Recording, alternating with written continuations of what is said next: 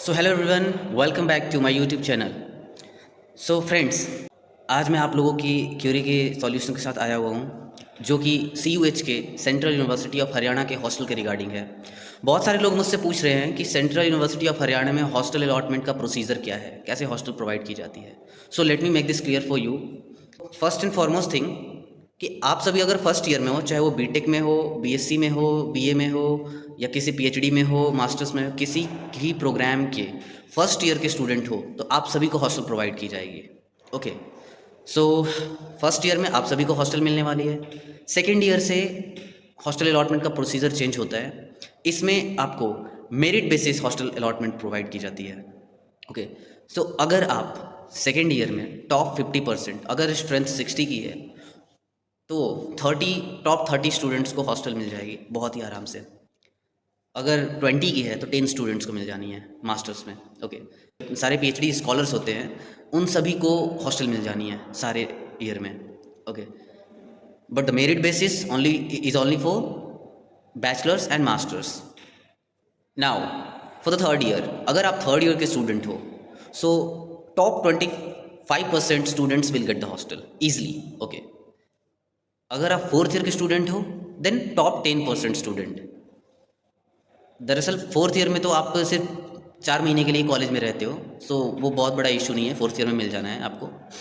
The another point is, अगर आपका कोई मेडिकल कंडीशन होता है, ठीक है, अगर आप मेडिकली अनफिट हो, बाहर का खाना नहीं खा सकते, बाहर नहीं रह सकते, कुछ भी चीज़ें, तो आपको हॉस्टल प्रोवाइड करा दी जाएगी, बशर्ते आपका HOD जो है उनको अप्रूवल देना होगा। ओके, नेक्स्ट पॉइंट इज़ कि PGs अवेलेबल है कि नहीं कॉलेज के आसपास में। तो देखो, कॉलेज बहुत ही महेंद्रगढ़ शहर से बहुत ही आउटस्कर्ट्स में, it is somewhere around 13 kilometre. Okay, 13 kilometre far away.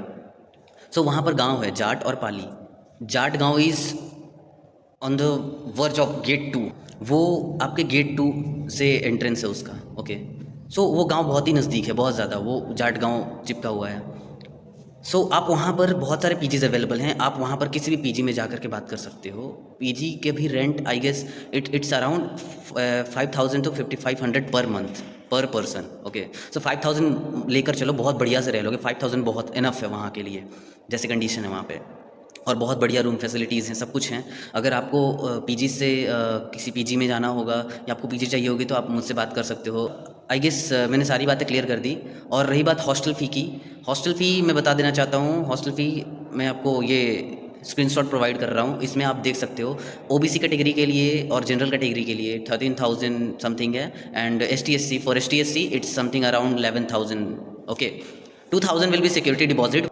One most important part, अगर आप हॉस्टल फ़ी पे करोगे ना, उसका पे रिसिप्ट जो है वो आप रखे रहना। जब आप कॉलेज से जा रहे होगे, तब आपको उस रिसिप्ट के थ्रू ही वो रिफ़ंड हो पाएगा। क्या? Security deposit. जो आप सिक्योरिटी डिपॉजिट 2,000 रुपीज़ देते हो, वो तभी रिफ़ंड करेंगे वो, जब आपके पास में रिसिप्ट होगा। सो रिसिप्ट को बहुत अच्छे से संभाल कर रखना, उसका स्क्रीनशॉट ले लो, ड्राइव पर डाल दो, मम्मी पापा को भेज दो, जहाँ रखना है अच्छे से सेफली रखो। एडमिशन के टाइम पर भी जो रिसिप्ट मिलती है 5,000 के सिक्योरिटी डिपॉजिट वाली, उसका भी रिसिप्ट अच्छे से रखना है आपको, वरना आपको कोई रिफंड नहीं मिलेगा, वो कुछ भी नहीं सुनेंगे। सो आपके 2,000 और 5,000 रुपीज़ का लॉस हो जाएगा। सो इस बात का ध्यान देना। अगर आपको कोई और भी इन्फॉर्मेशन चाहिए हो, तो आप प्लीज़ कमेंट बॉक्स में कमेंट करें, और मैं कोशिश करूँगा उसका भी सॉल्यूशन करने का। ओके, सो तब तक के लिए अपना ख्याल रखें और पढ़ते रहें, आगे बढ़ते रहें। Thank you.